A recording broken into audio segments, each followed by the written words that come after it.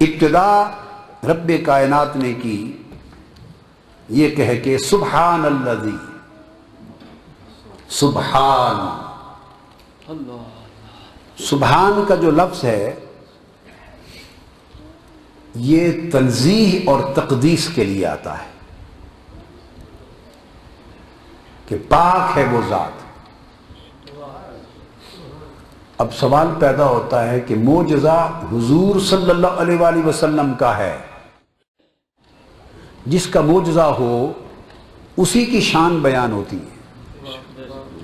جب معجزہ پیغمبر کو عطا کیا جاتا ہے تو وہ اس پیغمبر کی عظمت اور کمال کا آئینہ دار ہوتا ہے، اس سے اس پیغمبر کی شان نمایاں ہوتی ہے کہ اس پیغمبر کو، اس نبی کو اللہ نے یہ معجزہ بھی عطا کیا، یہ بھی عطا کیا، یہ بھی عطا کیا۔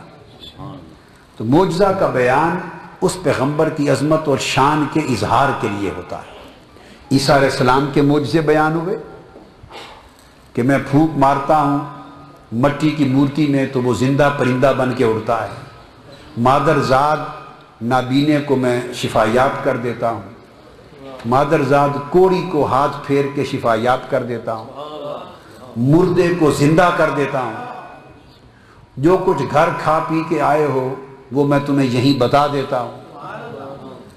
تو اللہ پاک نے عیسیٰ علیہ السلام کے معجزے بھی بیان کیے، یوسف علیہ السلام کے معجزے بیان ہوئے کہ میرا قمیض لے جاؤ، میرے والد کی آنکھوں پہ رکھنا، شفا یاب ہو جائیں گے۔ فلما ان جاء البشیر فالقاہ علی وجہہ فارتد بصیرا، تو قمیض حضرت یعقوب کی آنکھوں پہ رکھا، شفا یاب ہو گئے۔ تو اس میں بیان معجزہ بھی ہے اور بیان توسل بھی ہے، وسیلہ کا بیان بھی ہے۔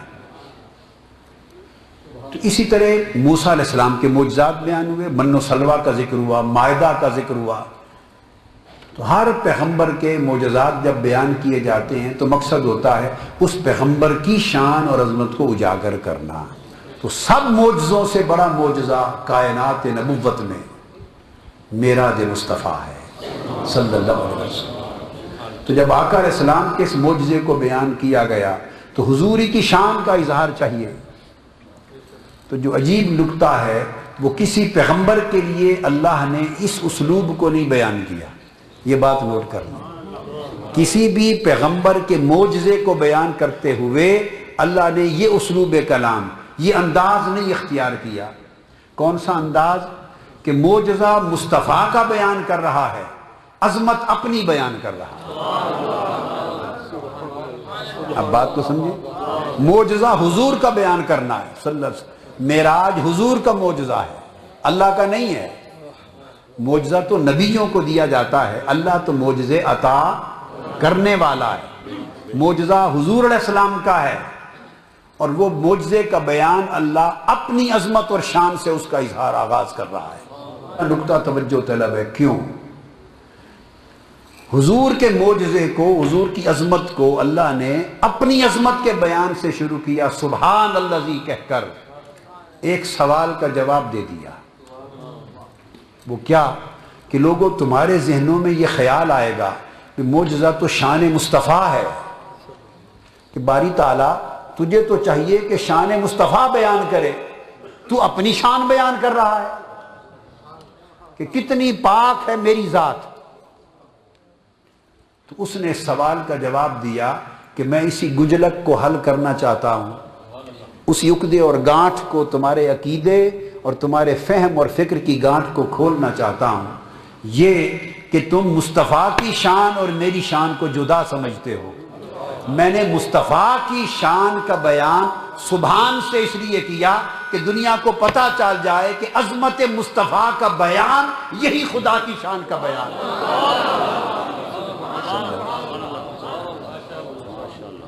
لہذا جب یہ عقیدہ سمجھ میں آ جائے تو پھر بندے کو پتہ چل جائے کہ میں عظمت مصطفیٰ کا انکار کروں گا تو یہ عظمت مصطفیٰ کا انکار نہیں ہے، شان خدا کا انکار ہے، شان خدا کا انکار ہے۔ اس لیے حضور کی شان ہے اور بیان سبحان ہے، تاکہ یہ تعلق واضح ہو جائے کہ حضور کی شان شان خدا ہے۔ لہذا حضور کی عظمت کا انکار اللہ کی عظمت کا انکار ہے، اور حضور کی عظمت کا اقرار اللہ کی عظمت کا اقرار ہے۔ تو یہ پہلا میسج ہے جو اللہ رب العزت نے لفظ سبحان کے ذریعے عطا کیا، پہلا میسج۔ اب دوسرا میسج جو اس اشارہ تقدیس و قدرت میں، وہ یہ، اور وہ بڑا خاص نقطہ ہے، حضور علیہ الصلوۃ والسلام کا معجزہ معراج آپ کی شان کا کمال ہے، آپ کی شان کا کمال ہے۔ اور سبحان کا لفظ اللہ کی تنزیہ کا لفظ ہے، یعنی اعلان ہے اس بات کا کہ اس جیسا کوئی نہیں، اللہ جیسا کوئی نہیں، اور اس کی شان میں کوئی شریک نہیں۔ بیان ہے عظمت مصطفیٰ کا، اور شروع کر رہا ہے ایسے لفظ سے جو دلالت کرتا ہے کہ اللہ اتنا بلند ہے کہ اس کا شریک کوئی نہیں۔